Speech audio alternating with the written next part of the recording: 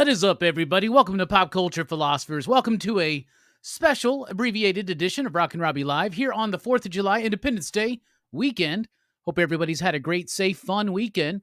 I've had a very nice, relaxing weekend. Today, I read the entirety of Book 1 of Dark Horse's EC Comics Tales from the Crypt Archives.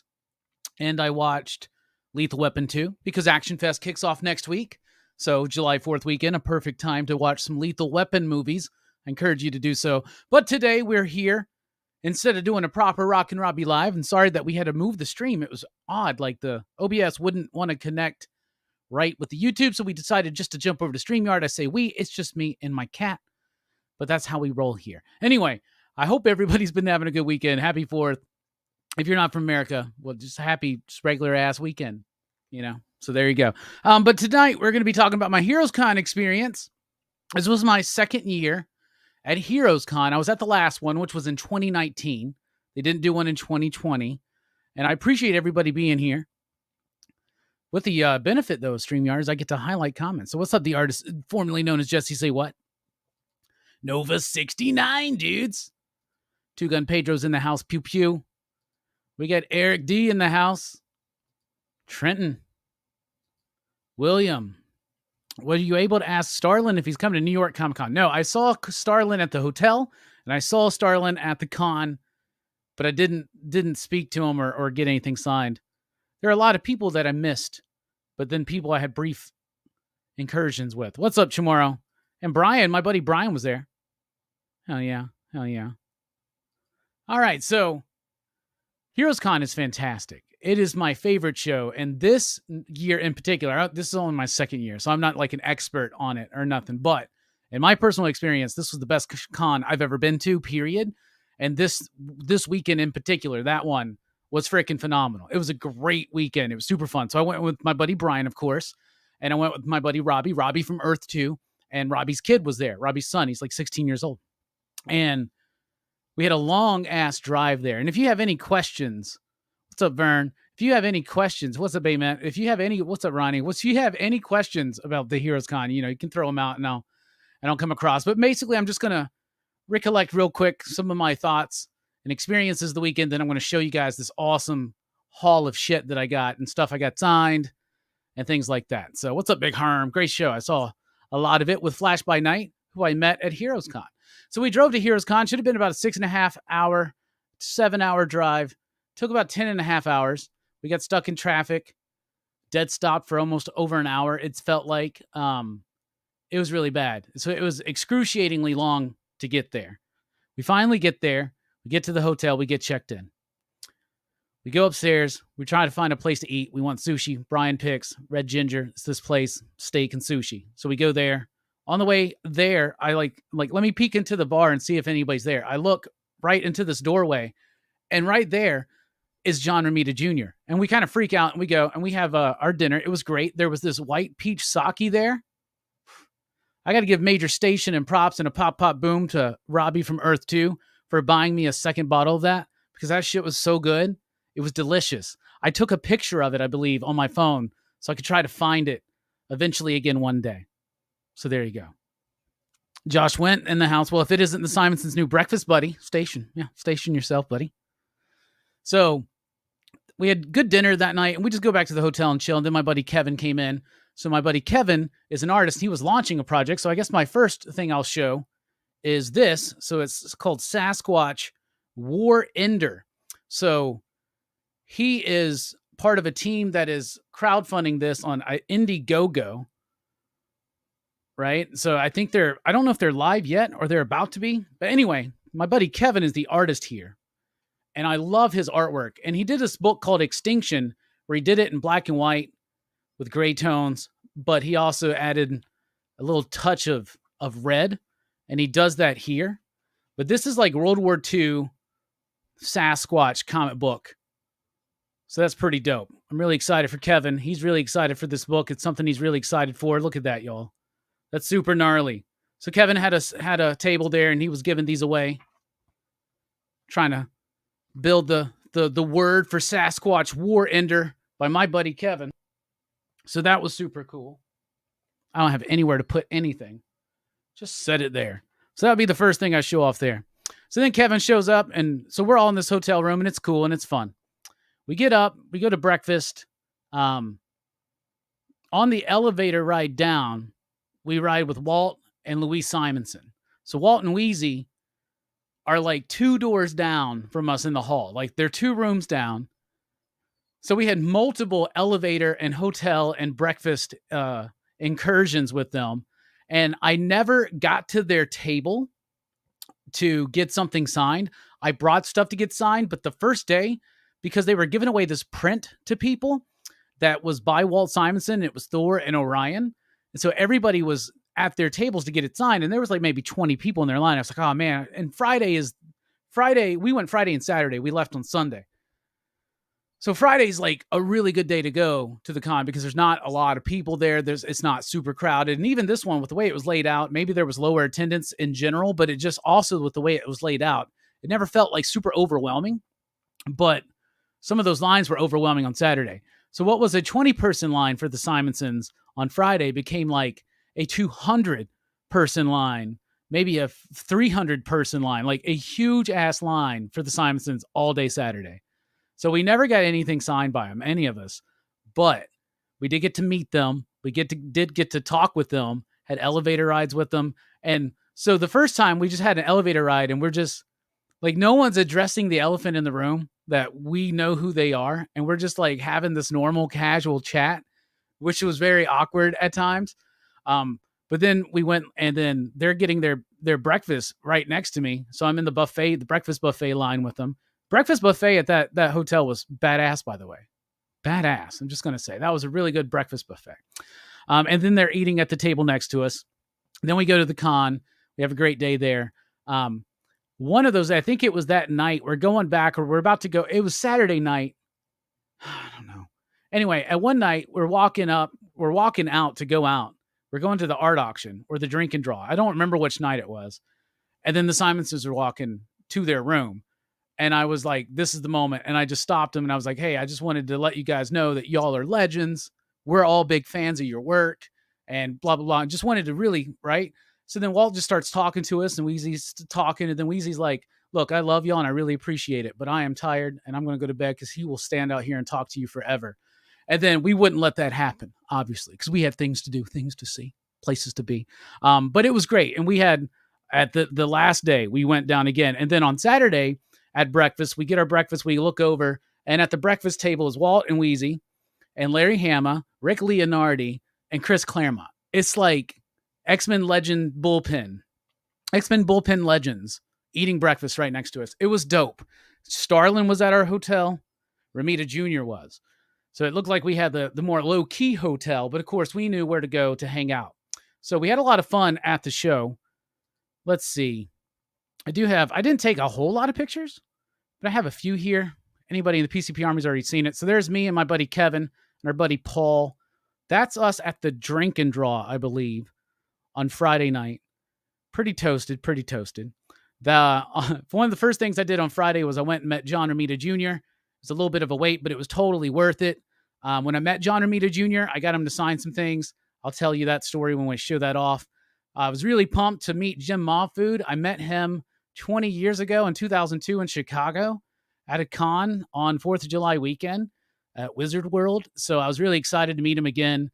We had a great experience with him, including there was this one time. So I take Brian. So I go over there and I meet him and I'm chatting with him and I tell him how much fan of I met you before, this and that. We're talking about Girl Scouts, talking about his art. And I'd been back there a few times. There were several tables and people that I kept going back to. That whole area right at the beginning or the middle of Indie Island, which had the cartoonist kayfabe guys, Don Simpson, Michelle Fief, Jim Moffitt was right there.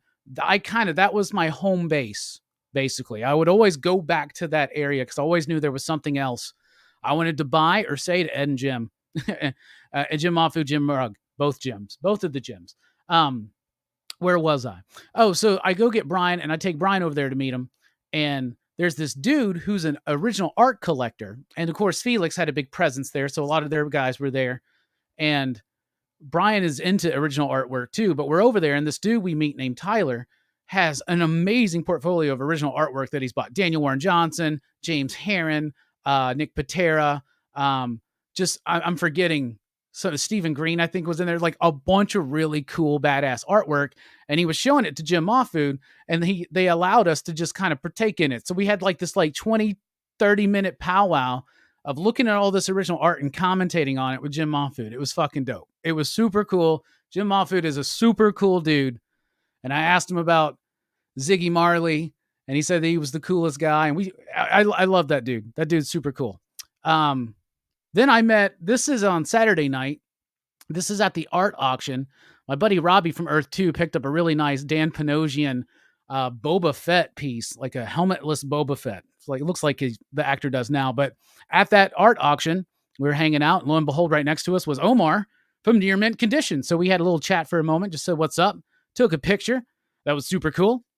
And another thing I did on Friday that I had to wait a little bit in line for, but it was worth it, was Jonathan Hickman. And our good buddy Nick Patera had actually sent him a photo of me and Brian and said, basically, just give these guys shit, but they're cool. And so meeting Jonathan Hickman was really cool. We talked a lot about Nick Patera. He said that guy was loyal and he was an amazing talent. And we were all talking about how proud we are of how he went and did his own thing outside of Kickstarter, outside of Indiegogo, did Zoop or whatever for Axe Wilder John, raised over $200K for his own project. Super cool. So we chatted about that. We chatted a little bit about design. I asked him if the shield logo on Brian's thing was supposed to be the Tree of Life. And he kind of chuckled and he was like, it's just how all the pieces work in like the machine that is shield. And so that was kind of cool, but great chat with him. Got to take pictures. It was a really cool experience. But of course, I was really excited to meet Jim Rugg and Ed Piscor. I'm a big fan of their works. I've become more and more of a fan over these last several months, getting more and more indoctrinated by cartoonist kayfabe. So I was really excited. Jim Rugg was absolutely amazing. Ed Piscor was absolutely super cool. They were great. And I went back there a lot. I probably gave Jim Rugg a lot of my money. And of course, that's me and Brian. Brian's got some Street Angel zine, like ash can or something. I got a Red Room print I'll be showing off. But Jim Rugg was super cool. I told him about the shop. I told him that the shop, he's like, how long you guys been open? I was like, well, we opened in 95. He goes, you guys are still open? You should be that. So you should like, he's like, you should like have that displayed on your signage very brazenly. Established in 1995, the worst year in comics, and you're still around.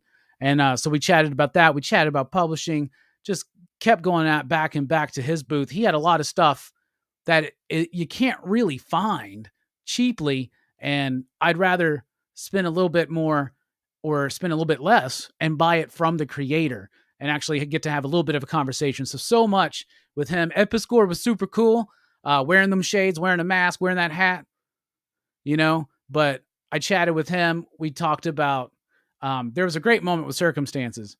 Circumstances comes up there. I met a bunch of people, by the way. This was the most I'd ever been recognized at a con, and everybody was super cool. They just wanted to stop and chat, and I was always down for that. I love doing that. So I wish more of them would have wanted selfies. Only a few of them wanted selfies. Like, I feel weird if I suggest the selfie, but I never even think about that. Obviously, I just have these like 5 pictures. I met so many more people, but I got other things to remind me of that. Anyway, I'm just rambling now.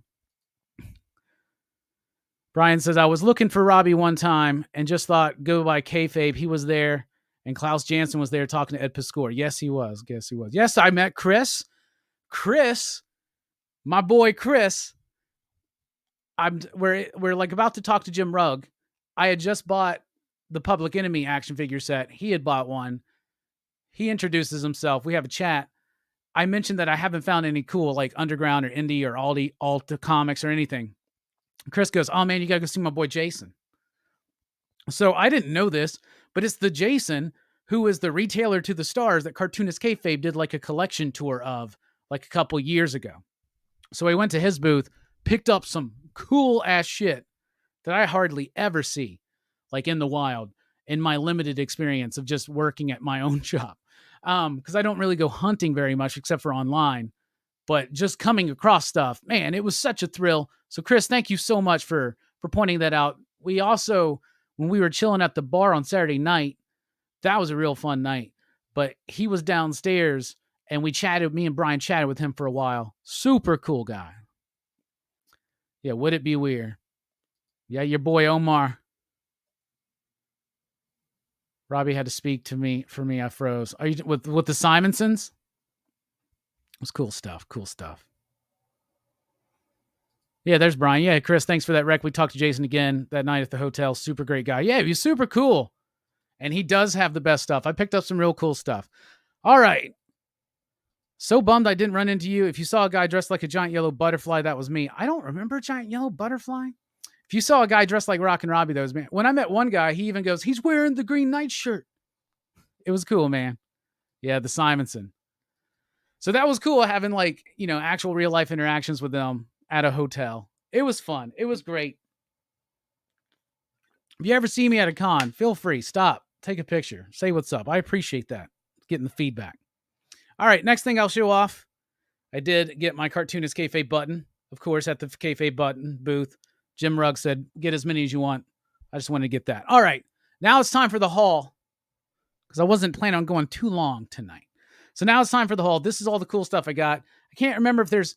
So at the bar that night, we had great conversation with Stephen Green. Tony Fleeks was there from Stray Dogs. I bought him a beer. We chilled out. There are lots of cool people there. Scotty Young was there. Jonathan Hickman, Daniel Warren Johnson, Gavin Smith.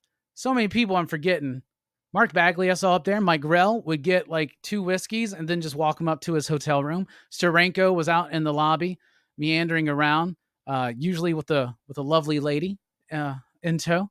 And it was a fun night. The art auction was cool. The drink and draw was fun. But for the most part, we like hanging out in the bar, in the lobby, and just kind of schmoozing and being around things and taking most of the night trying to get drinks because God damn, they were so understaffed. Those poor bartenders and bar servers, but it was super, super fun. All right.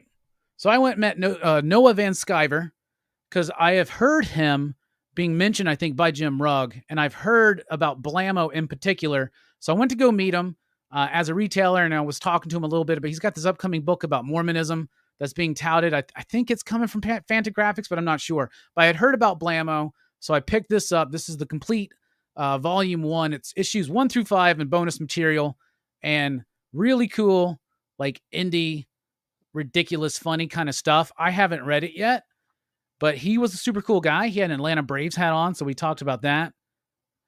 But looking through it, this one really appealed to me. He had a lot of cool stuff there, but I wanted to get that one, and of course, if I get it from him, I usually try to get it signed, and there it is signed. So I'll let you know how that is once I read it. I got this from Jim Mahfood. So it has work from Jim Mahfood as well as Jim Rugg and several others, but it's called Shitty Dark Knight. And what this is I'll just read it. It's a formalist exercise analyzing the language of comics. Its goal is to boil down the visual storytelling in Dark Knight Returns to its worst possible execution in order to see if it still communicates effectively. So they're trying to basically mimic the Dark Knight Returns, drawn very hastily and shitty, as they would say, and see if it still works. And it's a cool little piece. And Jim Mahfood was selling it, and he's got work in here. And like I said, Jim Rugg does too. So I was excited to get it, and I always like buying stuff directly from the people. And he did a little bit of a remark for me. So there's a Jim Mahfood Batman remark in his distinguishable style. Darren Warren Johnson was super cool. I met somebody, I can't remember his name now, who was a fan of the show. And when I was in line to meet Nick Dragata, or I was waiting on this dude was getting some sketches done, I was waiting to meet Nick Dragata. And then he was meeting Daniel Warren Johnson. He was telling me that he loved the show and he loved the pick of the week and all that stuff. And he met Daniel Warren Johnson. And he was talking about how much he loved Do a Power Bomb. And I was like, hey, tell him where you heard about it. And so then he told him, hey, man, this dude is a YouTuber. He's Rockin Robbie. You were his pick of the week. And trust me, that's a big deal. So I appreciate that. But then I met Daniel Warren again. I met him in 2019. I got him to sign my Murder Falcon #1. But I picked up this little zine that he does called Old Man Skywalker, and I got him to sign it for me. But what this is I guess it's what they call an outlaw comic. Obviously, he can't really sell these, so he just kind of hands these out. But it's Daniel Warren Johnson doing like an old man Luke Skywalker story, and it's pretty much no dialogue, but it's like badass. It's like super badass. It's like incredibly badass. So someone get this guy a fucking Star Wars miniseries like now, like stat. Jim Rugg was someone who I met, and very, very gracious dude, super cool dude. I loved Jim Rugg. There was a moment with Jim Rugg where me and Brian were there, and there was these two young kids, and their dad was there, and they're fans of this book, Street Angel, right? This is Deadliest Girl Alive. So they're fans of this, and Jim is being so nice and courteous and kind to them and encouraging, and he gives them like a free print, and he signs it, and the kid's like freaks out, and Jim's like just so like gentle and warm and sincere and just honest and open with this kid. And when it left, I looked at him and I was like, Jim, that's the exact opposite of what happened to you with John Byrne. Because he tells this story about he made a comic and he took it and wanted to give it to John Byrne. John Byrne's like, kid, I'm not going to read this, and just gave it back to him, right? So Jim Rugg is one of the good ones. So Street Angel, Deadliest Girl Alive. I got him to sign my copy. He signed it right there on the skateboard and did that little bit of a remark in ballpoint pen. So getting to see him use the ballpoint pen was super, super cool. Then, since it was out of print, this is the original Ad House Books Street Angel stuff. This is the hardcover. This is out of print. And so he had plenty of them, and they were very affordable. And Brian was there with me, and Brian will appreciate this because Brian got a Nick Dragata sketch in his East to West, and then he saw the one that I got, which you'll see here momentarily, and Brian was kind of, I think, slightly jealous. And then in his Street Angel like this, he got something very comparable to what is in this Street Angel. But when I bought this from Jim, he goes, well, let me do you a remark. And he opened it up. And he goes, oh, this one's already remarked. And he was like, oh, that's weird. And Brian was like, of course. So I got this beautiful remark in the Street Angel by Jim Rugg. How freaking cool is that? How freaking cool. That's beautiful. That's a great remark right there. And because he said that there were literally a handful of copies left, and once he was sold out, it was done and forever, I picked up Aphrodisiac. So this is a kind of like, I think, his take on blaxploitation stuff, but I've never read it, so I don't know, but I'm excited to check it out. I've heard good things about that. And of course, Street Angel, he's got like a different style for all these different books, but this is the original series. And then this one collects the Image hardcovers. And I've never read them. I've never read Street Angel. So I got to jump in on all this Jim Rugg stuff. All right. Jim Moffitt, of course, had to get him to sign my original Girl Scouts trade paperback. And there he did right there.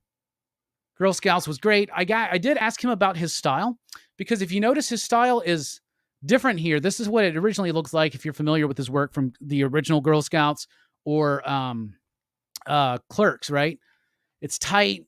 It's got that look, though, and then it kind of shifted and changed, and I asked him about that, and he said basically he just got bored. He said he got bored doing this style, and he just kind of dived back into Bill Sienkiewicz and just got inspired and decided to experiment and expand out his style.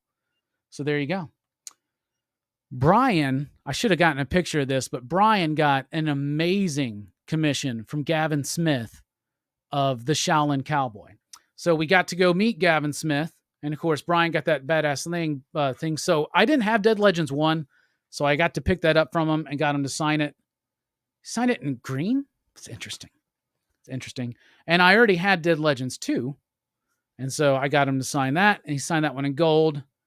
But Dead Legends, super cool book. If you like kung fu movies, like Bullseye Bob, somebody needs to send these to Bullseye Bob because this shit is awesome. We had Gavin on the show. He's currently doing the Star Trek Mirror War comic over at IDW. And that was a great conversation. Chris says, I was in line right behind you for that whole Jim Rugg interaction. Hell yeah. What's up, Michael?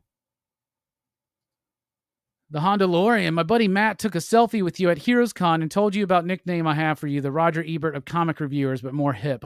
Yeah, I remember that. Thank you. I appreciate that. Jonathan Hedrick, I went and met him because I know that Bueller knows him. So I was like, yo, what's up, man? I'm Bueller's homie.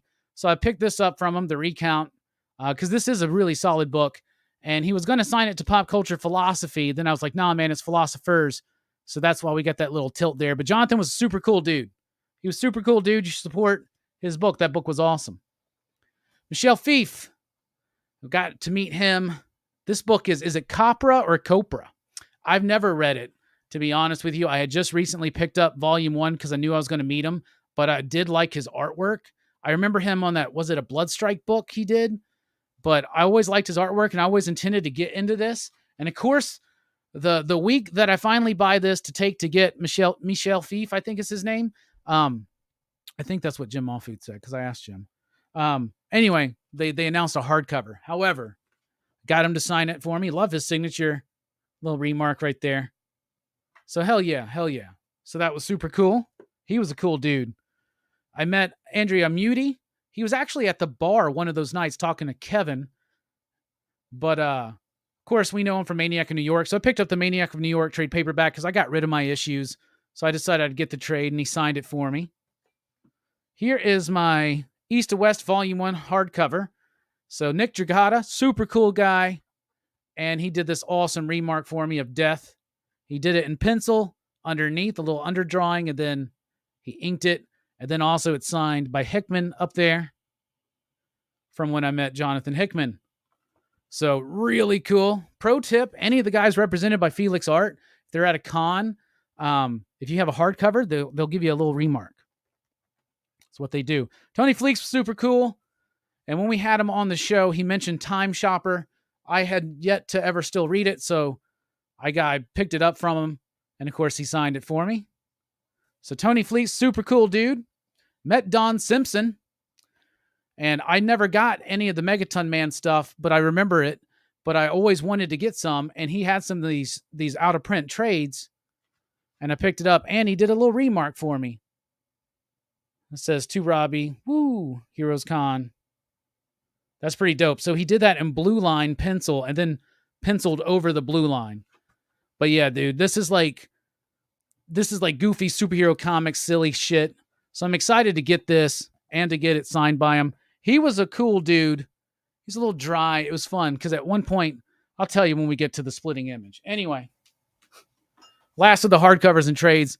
There's my copy of Marijuana Man. Ziggy Marley presents Marijuana Man by Jim Moffitt and Joe Casey. Jim Moffitt did a little remark of a skull in there for me. I like the big hardcovers because they usually do like a big remark for you. So that's awesome. But hanging out with Jim Moffitt for a little bit there just was super cool. It's one of my favorite artists, so I got Brian hardcore into him too. Brian, I think, bought some original pieces this week. Brian bought the original cover art for Agent of World number 3 by Filia Brutukin, and it is amazingly. It was amazing just to see it. It was a privilege to see it, so thank you for that. Anyway, I asked him about Ziggy Marley. Did you get to meet him? He's like, yeah. He goes, those guys were, well, you know, they're just high all the time, so they're like really cool. So yeah, that was awesome. So those were cool times. Hey, Fable, what is up, my man? What is up? All right, I bought these from a dude. Got to give him a shout out here. Trident Studios. He's on Instagram. So y'all need to check this page out. Trident Studios on Instagram. Because what he does is he took those superpower mini comics that used to get with those superpower figures, and he just scanned them and bound them together into a little book. So this is all of them in 2 volumes. So he sells these. And he's like, I don't know what the rights issue is, but they didn't do it, so I'm going to do it, and blah, blah, blah. So I definitely wanted to buy these because I have a lot of Superpowers figures. I collect them. I think they're amazing, but I am never going to be able to get all of the comics, right? And they did print this like for the He-Man one, the mini comics, but so this was just super cool. So this is volume 1 and 2. But if you're familiar with the Superpowers figures, there's that. But he also had this Secret Origins, and this was reprinted. These were from, let's see, Leaf Comic Book Candy, Tart and Tangy. So like little candies, and there were these like Secret Origin books. There were a few of them with just retold the origins of these superheroes. So he gave me that one for free because I told him I was a YouTuber and that I would show these off because I thought these were cool. And he said, oh, yeah, well, then take this one too. So I encourage everybody to go to Trident Studios on Instagram and find out where you can get these, because he's got them and he was selling them at his booth, and they're fucking dope. They're super dope. And he's like, if they want to shut me down, that's fine, but they need to do this. They need to keep this stuff in print. But you can get that stuff at Trident Studios. So thank you for that, bro. That was awesome. All right, now it's into the individual comic books that I either bought there and got signed or took to get signed. First up, there's my Red Room #1. I had signed by Ed Piscor. Super cool dude. To Robbie, Ed Piscor. Oh, the Circumstances story. So I'm at the kayfabe booth. Circumstances comes up. He sees Ed Piscor. He goes, hey, man, will you sign a book for me? Ed goes, yeah, man, sure. And he's like, all right, man, let me go get a witness. What do you think? Like $20? Ed's like, sure thing. So he goes, and I was like, you could have said 5, or he could have said 5. You would have said sure thing. He goes, I don't know what the fuck he was talking about. And I think Circumstances, who I met, super cool dude, was wanting to get that they had a Red Room exclusive there at one of the booths. I thought about getting it, but I didn't. But it was an homage to like Detective Comics, and like an old OG Detective Comics, maybe the Neil Adams, one of the Neil Adams ones. Anyway, Ed Piscor was super cool. So there's my Red Room #1 signed by Ed Piscor. There's my Red Room #4 Jim Rugg Spawn variant. I love it. And I got it signed by Ed Piscor and Jim Rugg. Jim Rugg signed it right there. Jim Rugg would always like intentionally use different media to sign his stuff in. He would do some in Sharpie. He would do some in ballpoint pen. It was interesting. There's my X-Men Grand Design #1. I got signed by Ed Piscor. I lingered around their booth. There's my Hulk Grand Design #1. And I told him, I was like, Jim, you put the design in Grand Design. And he goes, well, that was the point. And we overheard him telling someone that the Treasury edition that he's working on that's about to be released this year is going to be glow in the dark. It's going to have a glow in the dark cover. Speaking of Hulk Grand Design, there is my Ed Piscor variant signed by Jim and Ed. So my kind of thinking was get one book from each of them, just signed by them. X-Men, Grand Design, and then of course the Red Room, but then get one that they like, that's Jim's book but Ed's cover, and that's Ed's book but Jim's cover. So that was cool. Then this was the first thing I bought. First thing I did when I walked into HeroesCon, I went straight to the kayfabe booth and I bought Octobrianna, and I bought the entire goddamn set. I missed out on this. I came into the shop. I didn't know at the time who Jim Rugg was or what this book was. Man, I am so fucking glad I got this. I got the whole set. I read them all. Like, it's the same comic, just done in different ways. But I read this with the black light on in the dark, and it was freaking awesome. It was freaking awesome. So there's the black light version. Hey, there's Philip. I met Philip. Station, everyone. Robbie, I was crushed. I couldn't take a picture with you. Got one with Hickman. Having one with you. Man, we should have done it. Next time, man. Next time. I'm always willing for pictures. So this is Octobrianna, which is like a Russian comic book hero, part of the resistance from like this underground movement of the 60s and the 70s. And it's done in like black light fluorescent ink. So this all pops and glows in the black light. And if you know Jim Rugg and how much he pays attention to things like design and color and effect, everything works so freaking well. So I was so glad to get that. But I wanted this whole set. I wanted all three, because there's Octobrianna 76 Black Light Edition. But then there's also the edition where this is pretty much almost the same thing, but it's colored normally with the same kind of palette almost, but with the materials that were available in 1976. So it's the same book, but one that's not designed for black light. And then there's Octobrianna 1986, which is a black and white one, which is actually printed on newsprint, I think he said, with a web press. And he said it was one of the most difficult things ever. But this is actually on newsprint, and it uses a little bit more screen tone. So I picked up that full set, but then even more, because I got one of, I think he said there were 20 of these. This was like the all green test print that he did of it. So I picked one of those up too, because why not? And he signed all of those. And then I also got his Octobrianna sketchbook, and he signed that too. So this is some of all of his, just a collection of his drawings when he was figuring out this book. Octobrianna is awesome. I think he's got most of this stuff available on his Patreon page. But it was super cool to meet him. He was a super cool dude. And he had done a ballpoint pen variant cover for a Girl Scout Stone Ghost issue, but I never was able to get a hold of it.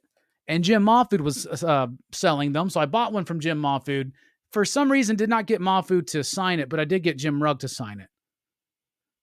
So can you guys tell how much I was at the Kayfabe booth? No lie. All right, there's my Girl Scout Stone Ghost local comic book shop day variant number 1 signed by Jim Moffitt.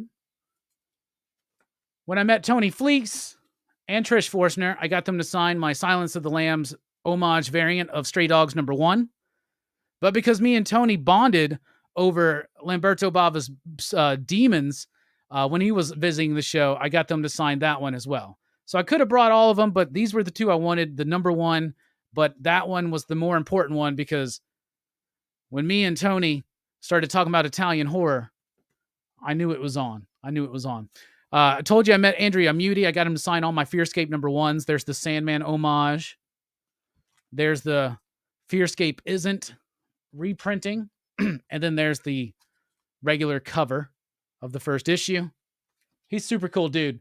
So John Romita Jr., Klaus Janson. So I got them both to sign my Mighty Thor number 1. I love this one. So John Romita Jr. gets this. He goes, oh man, hold on. Don't tell me. 1986. No, wait. 1992. No. And then he looks at me and he goes, 98. He goes, 98. And he goes, you're right. 98. He goes, I loved working on this book. He was so excited. He had this exuberant energy, man. It just was awesome, right? So he goes, Dan Jurgens was a great writer at this time to work for because he would just tell me and Klaus, this is where the story starts. You have to get to this point. Do whatever you want. So he goes, we had room to be big and bombastic and make it filled with just energy and texture. And so he was really cool about talking about this book. And then Klaus Janson, I got to tell him he was one of my first favorite inkers. He was the inker who taught me what texture meant. And I absolutely loved his work. So to get both of them to sign that was a treat. Maybe one day I'll meet Dan Jurgens and I'll complete the pair. Also, John Romita Jr., I'm a big Fantastic Four fan, and he did this cover for issue 600.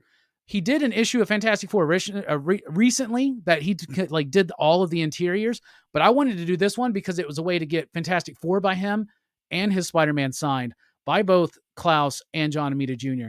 Klaus Janson, he's one of my favorite inkers on John Romita Jr. Absolutely. And of course, meeting Klaus Janson had to get him to sign one of my favorite comics that he was a part of.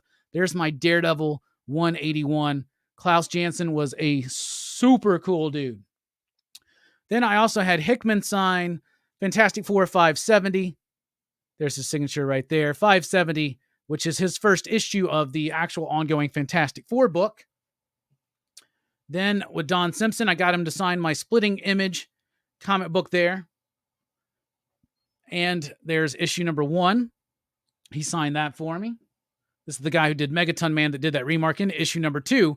I didn't have issue number 2. I just had issue number 1 and this collection. But he puts me on the spot and he goes, which coloring do you like better on these? I was like, what, on the cover or inside? He goes, inside. I was like, well, I like the original color. There's something more textured about it that I like. And then he goes, I like this one. Huh. And I was like, okay. But he was super cool, dude. And he said he really liked this one in particular because it reprinted the Megaton Man versus Normal Man. And so that was why he really liked that one in particular more. But this is a big spoof on Early Image. And of course, thank you, R.R. Yaga. I appreciate it. He is Dynamic Scarpad. All right, so I do get I got the Wizard magazine that has that awesome image that they did of Ed and Jim.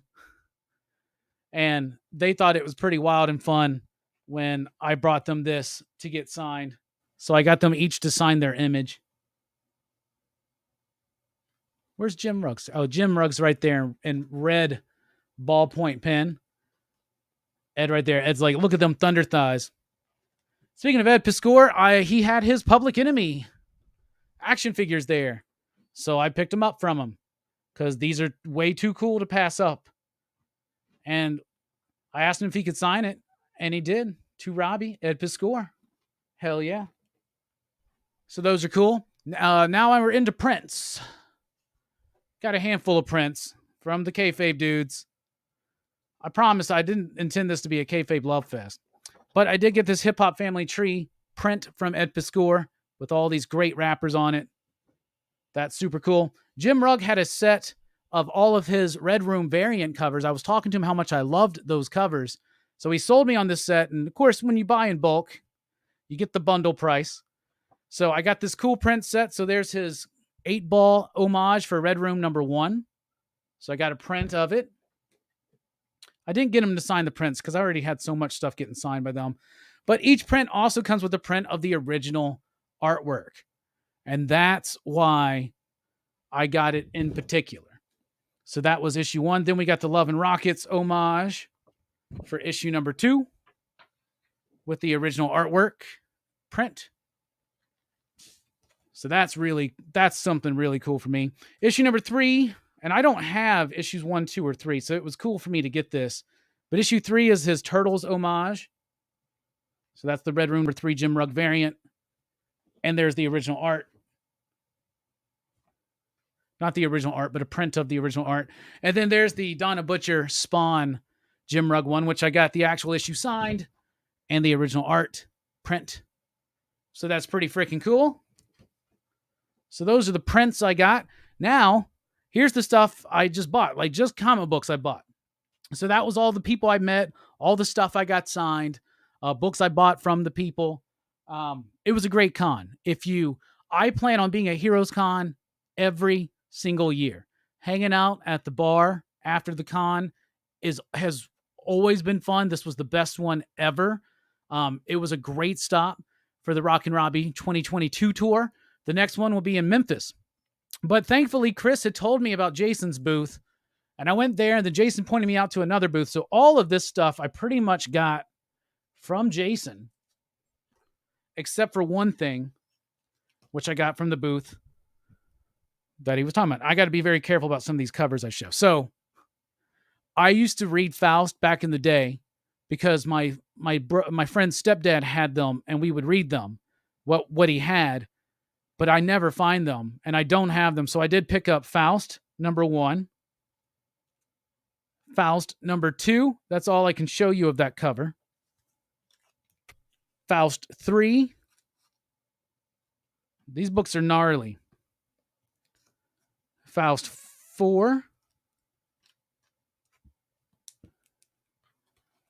Faust 5, and that's about all I can show you of that cover. Trust me. Faust 6. Faust 7. I know these comics aren't for everybody, but I think they're interesting. Faust 8. Faust 9. Y'all seen a theme here? Faust 10. And Faust 11. And that's all I can show you of that cover. Pretty much. So I got the first 11 of Faust. There's 15, I believe. Those ones are going to be a little bit more difficult to find, I think. But crazy, gnarly artwork from Tim Vigil. I think it's Tim Vigil, right?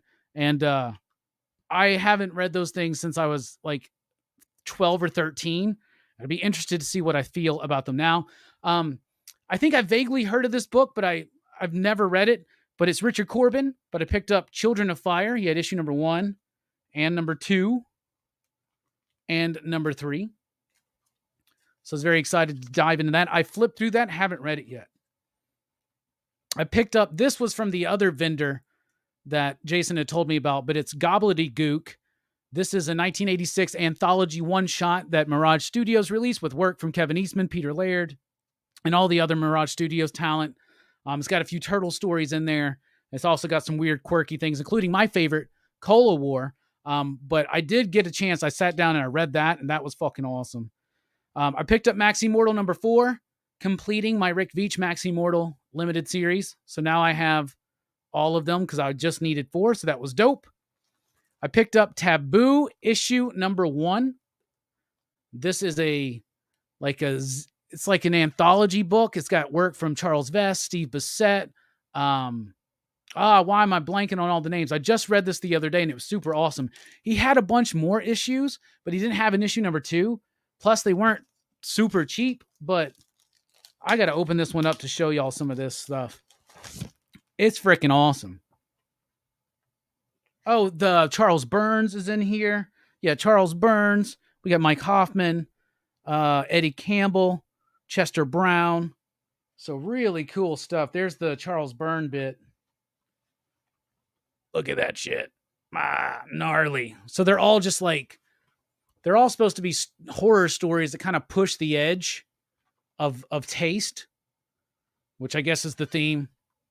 Robbie's trying to find like skeevy comics. No, but this stuff is really good.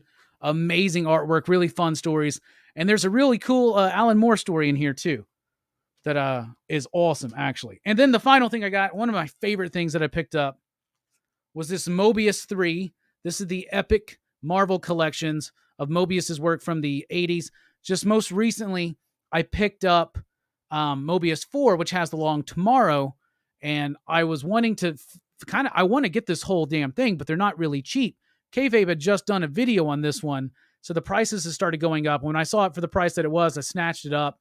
But the Airtight Garage, which is considered one of his big epics, I read it and I was really confused by the narrative, by the story, but the artwork in this was absolutely insane. So yes, those were the comics that I picked up. A bunch of Faust, some Mobius, some Taboo, some Richard Corbin, and some gobbledygook. It was a fantastic show, y'all. You got to go. I will. How much money did you spend? See, I planned for this. I planned for this. This is what I do. Chris says, hell yes, Veach, I almost grabbed that Taboo. Well, I appreciate that you didn't. Yeah, but some good artwork, some good stuff. I've already read a bunch of that stuff, had some good connections, had made some good friends, reacquainted myself with some good friends. Had a great time. There was a great beer up there I was drinking called like Hop, Drop, and Roll, I think. Pretty much everywhere had that. There was like their local IPA that everybody was proud of. We ate at a Buffalo Wild Wings the second night. Brian wasn't super big fan of that, but I liked their burgers, and their burger was fine. The third night, we ate at this place called the Public House. They had great beer there, and they had a peanut butter and jelly sandwich, which was delicious. Then we had a kind of a long drive back, but not as long as the drive there. The only reason why the drive back was as long is because we stopped at the Zaxby's that literally had just started serving like 20, 30 fucking college kids who were all there in a group. Anyway, so that's the haul. I hope you liked it. It's a great show. You got to go to HeroesCon. Make it out next year. Let me know that you're there, and we'll chill. Anyway, that's it for tonight. We'll be back with the regular Rockin Robbie Live next week. Till then, I'm Rockin Robbie Billups. Thanks for rocking with us. Station.